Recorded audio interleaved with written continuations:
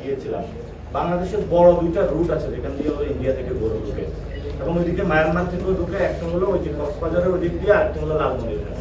এবং লালমনিরহাটে ওইখানে গিয়ে আমি খোঁজ পেলাম ওই পাশের যারা বিএসএফ তারা হলো টাকা খায়, ওই পাশের যারা ইন্ডিয়ান লোক তারাও টাকা খায়, এই পাশে যে ইউনিয়ন চেয়ারম্যান তারাও টাকা খায়, পুলিশ হলো টাকা খায়। টাকা খাওয়ার পরে এখানে হলো গরুটা চলে আসে, এবং গরুর যে কেজি ওইখানে আপনি ইন্ডিয়ান মার্কেটে পাচ্ছেন 220 টাকা, এটা সীমান্ত মার্কেটে পাওয়া যাচ্ছে হলো 420 টাকা।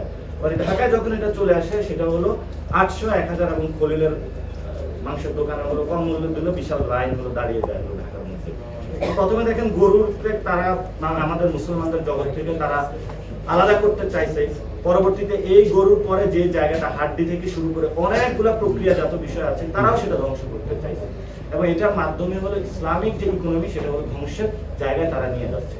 তো আমরা সরকারের কাছে আশা করব যে আপনি যদি বারবার এভাবে হলো আলেম ওলামা থেকে শুরু করে ইসলামিক জগৎ থেকে, অর্থনীতি থেকে আপনি খারিজ করে দিতে চান, তাহলে বাংলাদেশ ডিস্টেবল তৈরি হবে।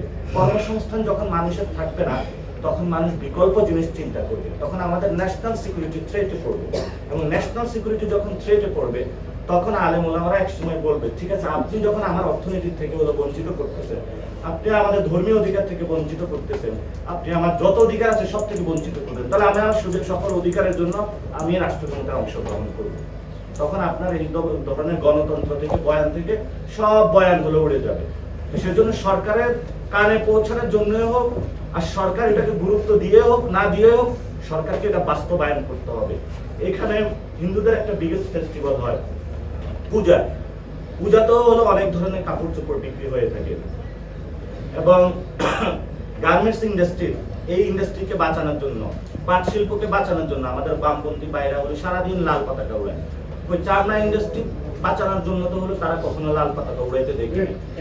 আমরা মনে করি তারা যে রাজনীতি এখানে করে, সেই রাজনীতিটা হলো একটা গোষ্ঠী কেন্দ্রিক, এবং একটা গোষ্ঠীকে বাংলাদেশ থেকে খারিজ করার জন্য। অনেকে আমাকে বলে আমি নাকি শুভেন্দু অধিকারের মতন রাজনীতি করি।